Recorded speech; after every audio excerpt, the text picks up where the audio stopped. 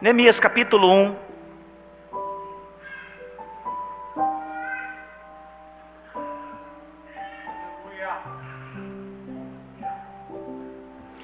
Nós iremos ver aqui algumas atitudes nos alicerces.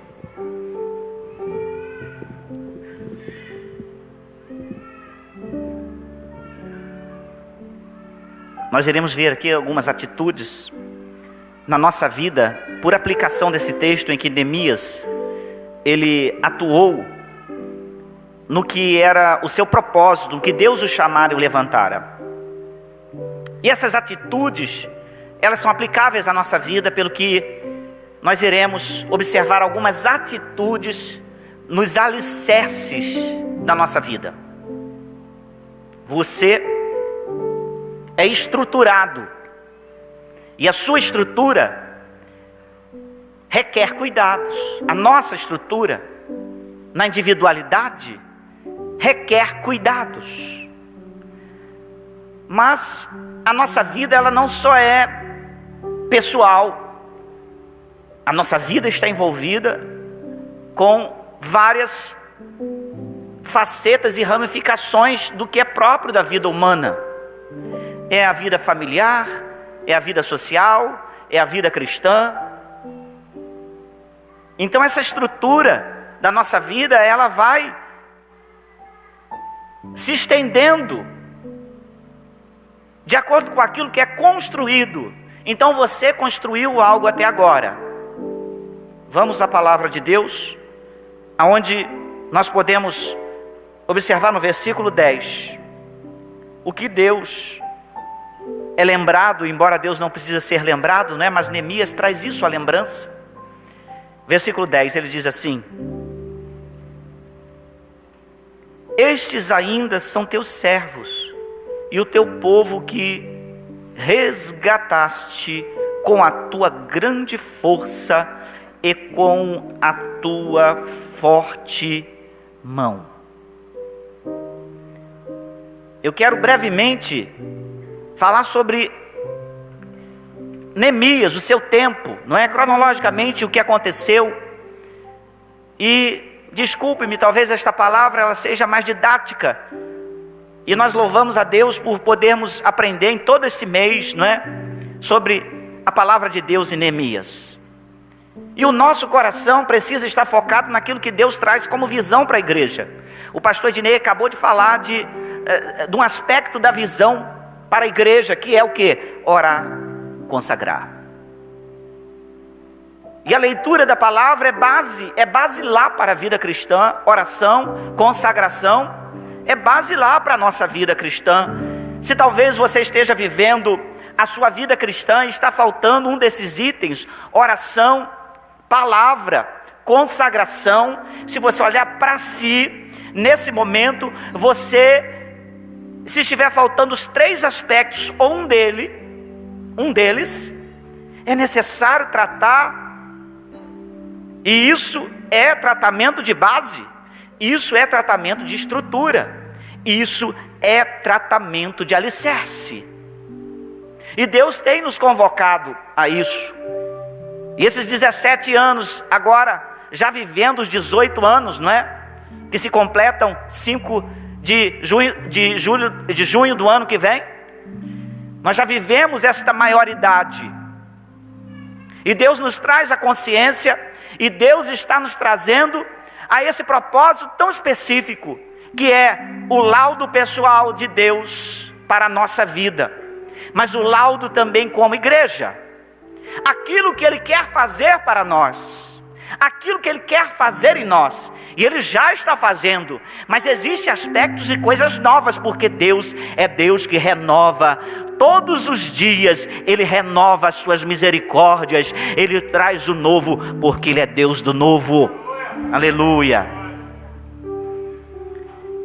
E Neemias está num ponto da história em que, irmãos, ele é precedido por Esdras, também por Zorobabel. Que Zorobabel, ele estava antes de Neemias e de Esdras, ele estava por volta do ano 506, olha só, chamado a fazer uma obra. a reconstrução do templo. Essa construção necessária para o povo de Israel, porque o foco do povo de Israel é o templo, é o lugar principal, é o foco, é a fé, o chamado, o lugar da presença de Deus para o povo de Israel. E o povo de Israel houvera sido espalhado, e aconteceu tantas coisas com o povo de Israel, e esse cativeiro de 70 anos em Babilônia é a realidade de que o povo de Israel passou a fazer do templo algo místico, perdeu a validade de algo autêntico, da presença de Deus, mas eles começaram a se inflar em si mesmos como povo de Deus e dizer: o templo está conosco. O reino fora dividido, porque precedeu Saul, Davi e Salomão, 3 reis de destaque, iniciais e de destaque naquele povo. Precedeu 140 anos, mais ou menos, em que a fama, o poder, a glória e tudo mais que aquele povo precisava, estava ali, vivendo, acontecendo. Mas o coração do homem, com a sua estrutura, e é o que Deus nos chama a tratar da estrutura, a herança pecaminosa nos leva a ter escombros em nossos alicerces. Isso aconteceu com o povo de Israel. Muros destruídos, escombros em toda o alicerce dos muros, o templo em escombros.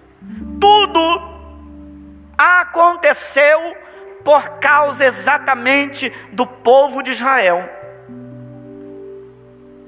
Depois desse reinado aí de Saul, Davi, Salomão, Roboão, ele chega e divide o reino. Deus já traz o profeta e diz: olha, está sendo dividido e é rasgado o reino. Israel agora está em 2, Israel no norte, Judá no sul. E aí, por essa divisão, esses conflitos, essa soberba, Judá está lá no fundo, está com o templo. Lá tem o templo, olha só. Mas Roboão lá em cima, Jeroboão lá em cima, Roboão também começam a fazer dissensão, e fizeram até bezerros de ouro em lugares estratégicos, nas cidades de Samaria e outras cidades. Fizeram deuses como lá em Arão e Moisés, bezerros de ouro, para que o povo não descesse para Judá, o reino sul, porque estavam divididos, e fosse ao templo. Mas os que estavam lá no templo, que estavam lá em Jerusalém, tinham a soberba de que: olha, nós temos a casa de Deus, nós temos o templo.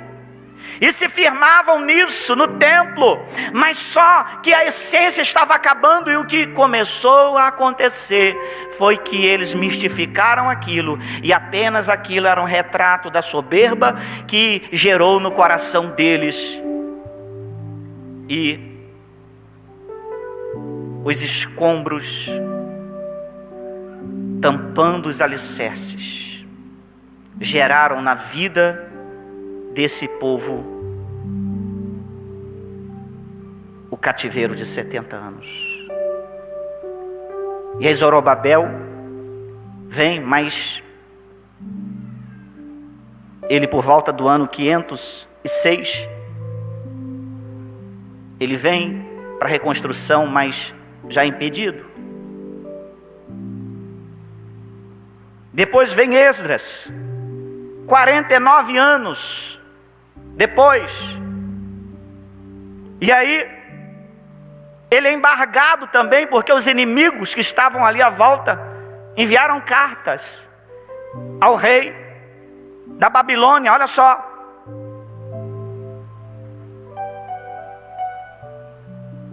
esse povo está tentando se reconstruir para se rebelar contra a majestade do imperador. E aí o edito sai logo: parem a obra. Os inimigos sempre se levanta quando há um propósito. Mas o êxito do inimigo só acontece se Deus permitir. E é o que aconteceu exatamente assim. Há um êxito dos inimigos diante de Esdras. E aí passam mais 13 anos, olha só. No ano 444, aí entra Neemias, chamado por Deus, mas ativado por uma pergunta. Olha só. E uma realidade é que, irmãos, você que está aqui, você que está no seu lar, uma realidade é que muitas vezes nós fazemos perguntas, mas não temos compromisso nenhum com aquilo que perguntamos. E eu quero te dizer uma realidade: todas as nossas perguntas nos comprometem. As suas perguntas te comprometem. Já viu a realidade que a gente dá um bom dia, como vai? E a pessoa fala assim: vai nada bem, me ajuda aqui. Mas você não fez uma pergunta para resolver e ajudar ninguém, você fez algo de praxe. Porque a sua correria, não tenho tempo, não tenho disposição, não tenho cabeça, minha mente está envolvida com tanta coisa, porque eu fui fazer essa pergunta. Nossas perguntas nos comprometem, mas o interessante é que venhamos fazer perguntas, venhamos se interessar, venhamos fazer nesse tempo perguntas. Sim, eu quero te dizer, quem pergunta lidera. Isso é uma realidade também. Sabia disso? Quando você está conversando com alguém, não tente responder tudo, faça mais perguntas do que resposta, porque perguntas você estará liderando a situação. A partir do momento em que você começa a dar respostas e você não tem a resposta, você perde. Você cai diante da pessoa ou da situação.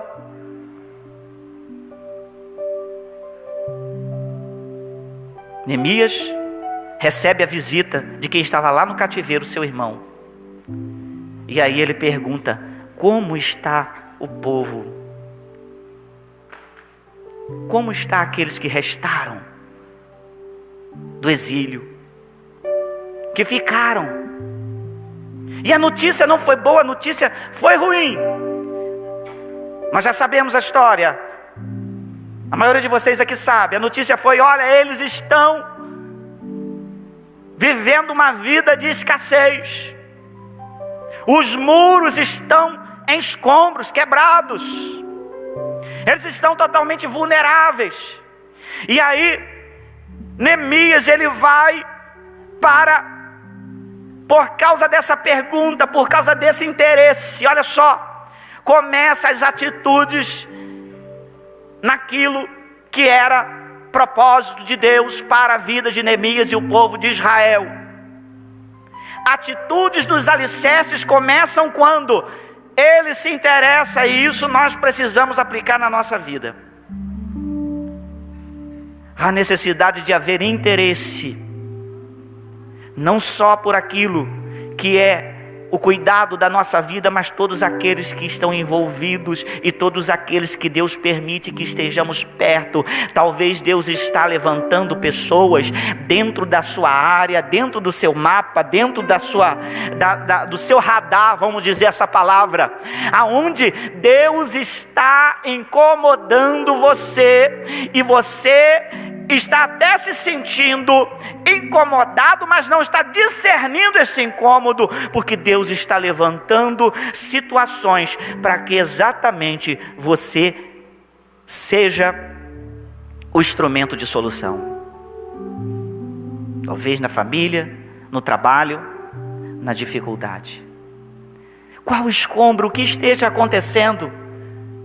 Muitas situações, talvez você diga na sua vida: olha, está quase perfeita a minha vida, não tenho grandes problemas, mas há sim um problema, e aquele problema é o escombro pelo que o seu alicerce está sendo forçado tampado, não está havendo um tratamento devido, porque esses escombros estão impedindo a sua visibilidade, o tratamento que precisa ser feito no alicerce. Talvez você mesmo esteja se sentindo imergido nesses escombros.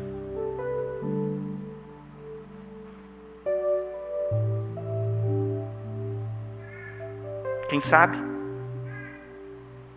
A esse sentimento.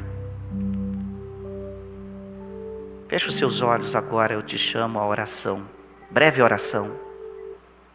Pai, eu não sei o quanto se vai, as necessidades, o que está acontecendo. Eu não sei propriamente, posso só imaginar. Mas o teu filho, a tua filha que ora, sabe bem, ó Deus, que algumas coisas estão boas, mas outras não. Talvez tudo esteja muito ruim, porque desabamentos aconteceram, escombros estão tampando o alicerce que precisa ser tratado. Talvez haja, Senhor, a sensação de sufocamento nesses escombros. E o teu filho, a tua filha está precisando respirar e emergir desses escombros e glorificar o teu nome e ter a atitude que precisa. Sim, ó Deus, como Neemias teve com o povo de Israel. Eu oro em nome do Senhor Jesus que haja identificação, mas que haja força e tratamento para o teu filho e a tua filha. Esta semana, como foi profetizado aqui já pelo pastor Ednei, haverá sim de Deus uma ação esta semana. Toma posse, meu irmão, minha irmã, toma posse, porque o Deus da tua vida está cuidando de você. Abre os seus olhos. Já um pregador de séculos atrás, ele disse de alguns homens, olha só, eu trouxe isso aqui para reiterar. Charles Wyndham, ele disse assim: Deus tirou mulheres e homens na Bíblia de seus escombros. Moisés, ele tirou de um lugar porque ele foi um assassino. Olha só. Raabe foi uma mulher da prostituição. Elias, Deus tirou ele da profunda depressão. Sansão, Deus tirou ele da sua constante luta contra as lascívias. Olha só, Tomé, ele foi tirado da incredulidade. Jacó tirou dos escombros da mentira. Quem sabe nós estamos identificando situações que estão acontecendo na nossa vida neste momento. Quem sabe você esteja identificando de algo que Deus já atuou, agiu e não é mais. Mas o diabo, o teu inimigo, quer te fazer regredir e voltar aos escombros. Que a tua memória concernente àquilo que Deus já apagou, porque Deus apaga os pecados diante dele, mas ele não elimina em nós, não traz a gente uma amnésia. A realidade é de que os nossos acertos e os nossos erros servem para nós, para que venhamos como instrumentalidade ser abençoados e abençoar a vida dos outros. Essa é a realidade. Olha só, Pedro foi tirado dos escombros da sua negação pública, porque ele disse: Senhor, contigo morrerei, jamais eu vou te negar. Mas Jesus disse: olha, você me negará 3 vezes antes que o galo cante. E isso foi uma realidade que Pedro, ao Jesus ressuscitar, Jesus tirou Pedro dos escombros da sua atitude de negação, de negar o nome do Senhor Jesus. Olha que Deus de misericórdia. Olha que Deus que trata com o povo de Israel, já lá em Neemias, e Ele traz como espelho, Ele traz como exemplo para a igreja. Ao longo do tempo estamos nós aqui, somos resultados do atravessar do povo de Israel e da igreja que fundada por Jesus há mais de 2000 anos, nós estamos aqui e nós fazemos parte dessa história, dessa caminhada, desse zelo, desse cuidado, desse amor, daquilo que Ele preparou para a nossa vida. Portanto, eu quero te dizer, não subestime o que Deus preparou acerca de ti: a cura, a saída, a bênção, o livrar-se dos escombros que sufocam a tua alma. Não despreze que neste lugar chamado casa de oração, você tem tratamento de Deus e tem poder de Deus para você se levantar e sair vitorioso e vencer o teu desafio nesse tempo. Qual é o teu desafio, meu irmão, minha irmã? Você sabe bem, o Espírito de Deus sabe bem, e é por isso que Ele nos direciona esta palavra esta noite. Noite de mesa do Senhor. Eu quero ser breve. Noite de estarmos à mesa do Senhor. Noite de relembrarmos e efetivarmos a nossa aliança e renovarmos a nossa aliança com o Senhor Jesus, através do cálice e através do pão. Mas olha, a palavra de Deus deixa para nós instruções que precisamos aplicar. E Neemias, ele parte para as atitudes que são necessárias. Olha só, primeiro, interesse. Ele teve interesse. Ele fez a pergunta: como estão os nossos irmãos lá? E a resposta veio, que já disse. Mas Neemias não parou por aí. Olha só, o significado do nome Neemias é aquele que consola, ou o meu deleite.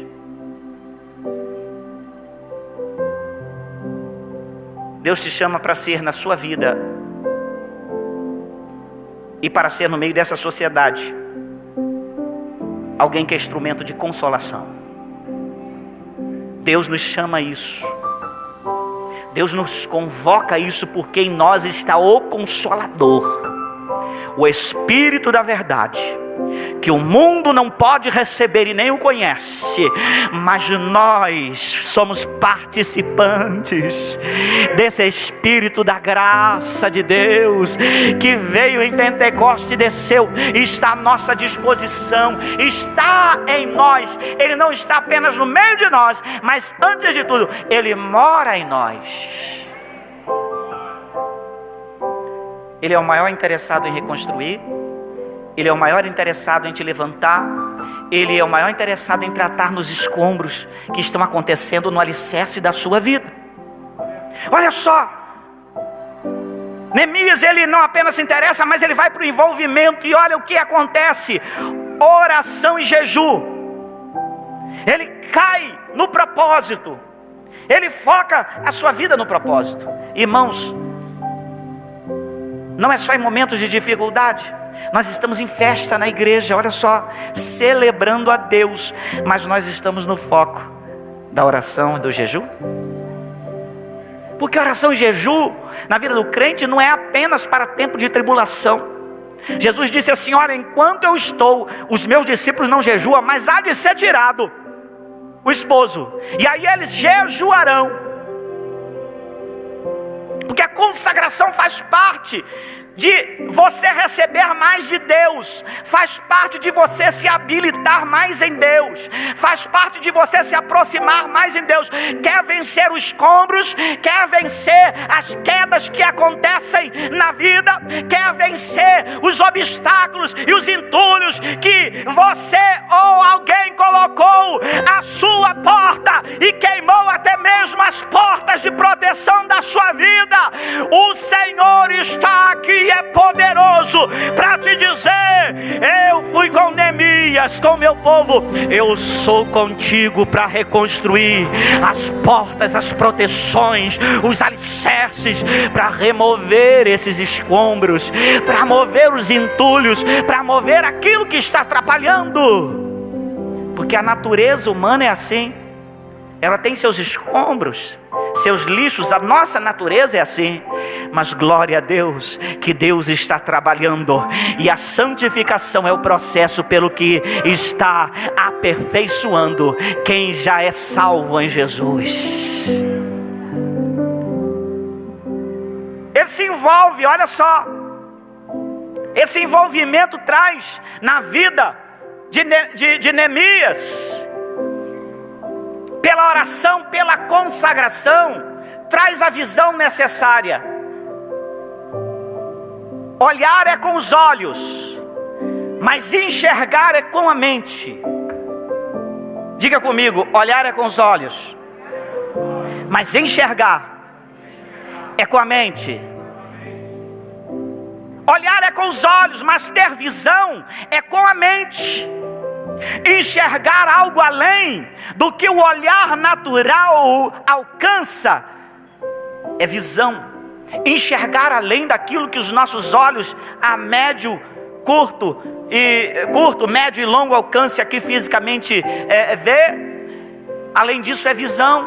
Além dessas coisas naturais que o olho vê, a visão alcança muito mais. E Deus tem trazido para você uma visão. Primeiro, que a visão eterna. Há de chegar o momento em que a salvação se completará, pelo gozo de estarmos com o Senhor para sempre. É enxergar as coisas eternas. Mas eu quero te dizer, ainda aqui na tua caminhada, Deus está abrindo os teus olhos, e a visão de Deus está à sua disposição, para que você enxergue lugares altos, lugares distantes, lugares que você vai chegar, lugar do propósito, solução desses problemas, limpeza dos escombros, edificação dos muros, fechamento das portas de proteção. Há de chegar para ti a bênção e o lugar devido da reconstrução que você está precisando. O que você clama, o que tua alma geme, o que você chora, o que o teu ser está pedindo ao Senhor, saiba que o Espírito de Deus está inteiramente aqui esta noite à disposição do teu ser, para trazer o seu entendimento, para trazer a tua alma toda a diretiva para vencer essa batalha. Oh, glória a Deus. Terminando, interesse, envolvimento, mas serviço. Foi a atitude de Neemias. Serviço, olha só, ação. E o pastor leu aqui, no capítulo 2, ele leu aqui no começo. Neemias teve uma atitude, e diante da pergunta do rei, Neemias também pergunta a ele a autorização que ele pudesse dar a Neemias. E Neemias foi estratégico, olha só, estratégico. Ele não chegou diante do rei dizendo assim: olha, o rei anterior pediu para que Esdras parasse, ou ordenou, cortou a construção, eliminou o processo, ou interrompeu o processo. Ele não chegou colocando os problemas reais ali, na visão humana, mas ele chegou colocando os problemas mais que reais, os espirituais. E ele disse: olha, como posso eu estar alegre? Estou triste, porque o meu povo e o lugar onde meus pais estão sepultados, a desgraça, a escassez, a destruição de tudo. E aí ele pede, como foi lido aqui que eu disse, ele pede carta ao rei, olha só. Estrategicamente, ele pede carta ao rei para passar diante dos outros reis que estariam impedidos de ele chegar até Judá. Ele pede suprimento, ele pede madeira. Irmãos, ele não ia chegar naquele lugar simplesmente com uma carta. Olha só, Deus deu ele por essa consagração, essa estratégia, por esse jejum, por orar. Deus deu a ele sabedoria. Deus deu a ele estratégia para pedir. Ele pediu madeira. Ele foi lá à guarda do jardim do rei, que era chamado, aqueles que cuidavam das florestas e matas pertencentes ao governo da época. E ele pede madeira para chegar na sua cidade com todo o suprimento, porque ali ele seria considerado, era estratégico, ele seria ouvido, ele seria respeitado. E ele já era respeitado no seu reino, porque ele era o copeiro mor do rei. E ser copeiro naquele tempo era como hoje aí, alguém que é da casa civil, que está direto ligado ao presidente da república. Ele experimentava o alimento antes que o rei comesse, ele experimentava. Porque havia naquele tempo muita morte de reis por meio de envenenamento. E ele não cuidava só disso como copeiro. Ele estava em todo momento ao lado do rei. Ele estava em todos os lugares. Ele tinha respeito, ele tinha credibilidade. Ele era um homem que nasceu ali dentro do cativeiro em Babilônia. Mas olha só, ele vai estrategicamente, ele leva madeira para chegar naquele lugar. E interessante, há um terceiro item. Ele não vai só, diz que a cavalaria e chefes dos exércitos vai com ele.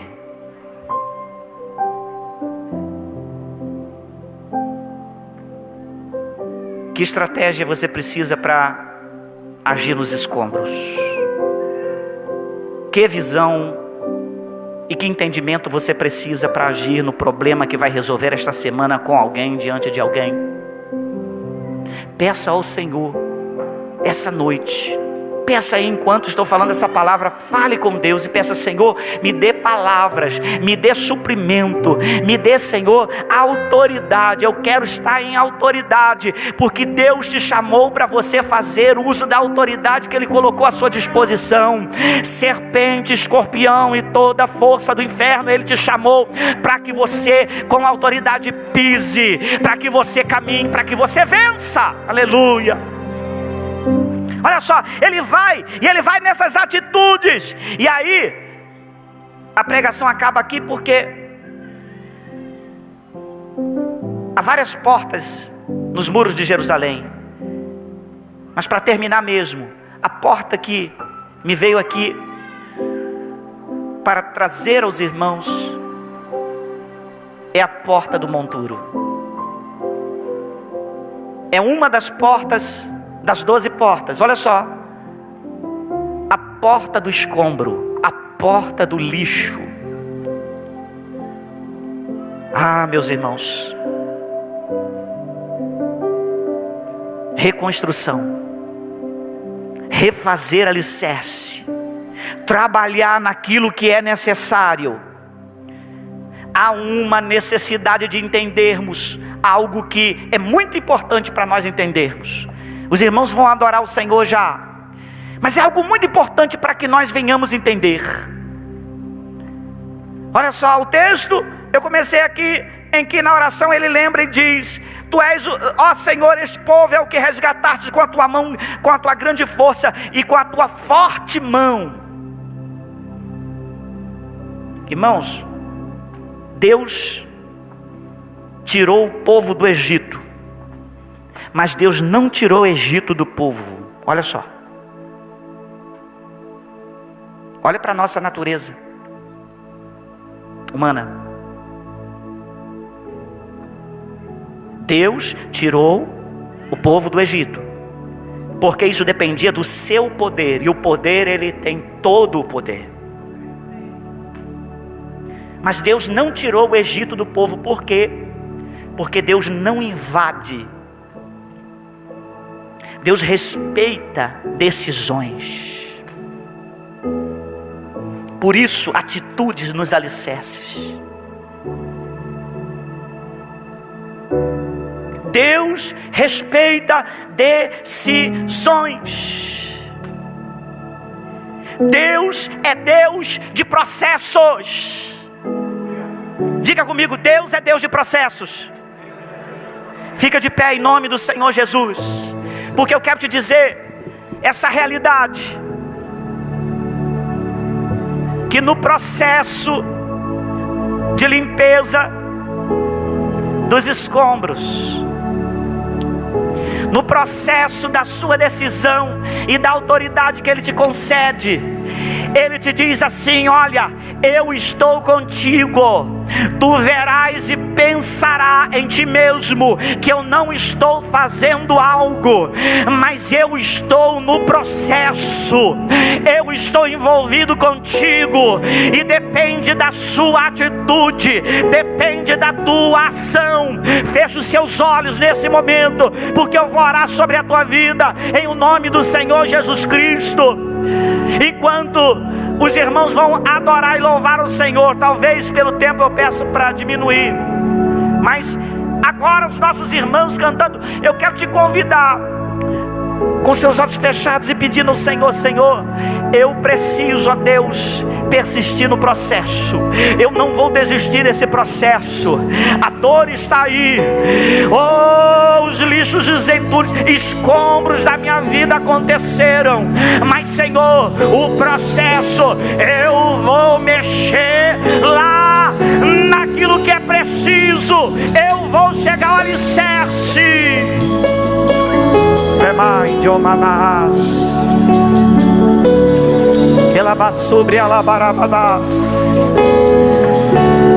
Oh, glória a Deus. Digno dessa canção, aleluia. Só Tu és Senhor. Digno do meu louvor, só Tu és Senhor. Glória. Digno da minha vida, Tu és Senhor. Oh, eu sou Teu. Oh, glória.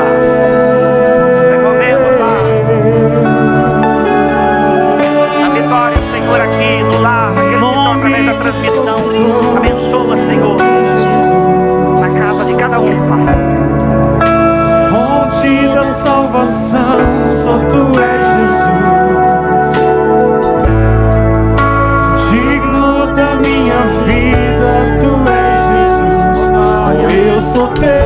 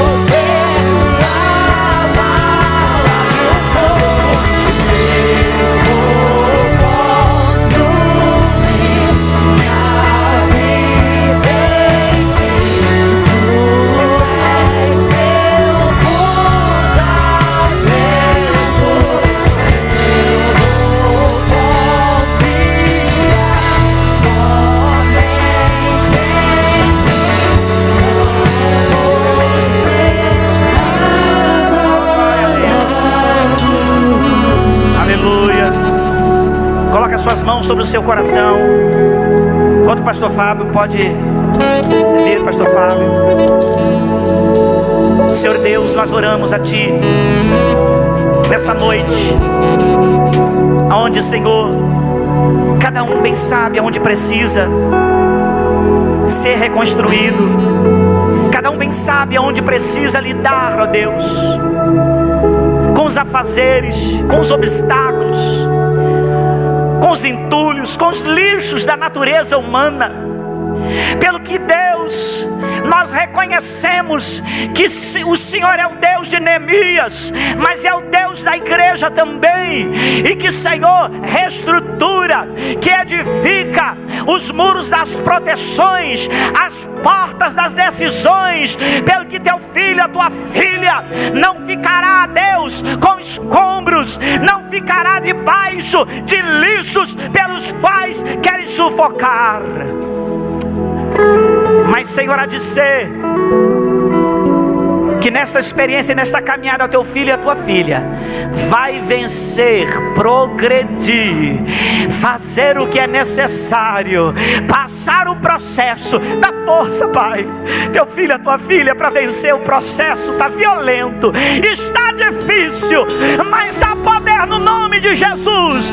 Eu declaro sobre a tua vida a autoridade para vencer no processo, para se adequar ao processo de Deus, para, em nome do Senhor Jesus Cristo, neste processo, juntinho com Deus, edificar tudo o que precisa, e o sorriso voltará, a alegria será abundante. Os ares do céu você há de respirar. Rabadarai. Há vidas aqui assim, Senhor, precisando de oxigênio, precisando dos ares do céu. Em nome de Jesus, seja abençoado. Nós iremos, Senhor, agora a ceia do Senhor. Ó Deus, porventura alguém aqui que os lixos da vida têm incomodado, através do perdão, através da confissão, Senhor, traz o perdão, porque a tua palavra diz que aquele que o confessa e deixa alcança misericórdia. Em nome de Jesus, fala com teu Deus aí. A aliança do teu Deus é renovada contigo pela fé, em nome de Jesus. Ramanarás.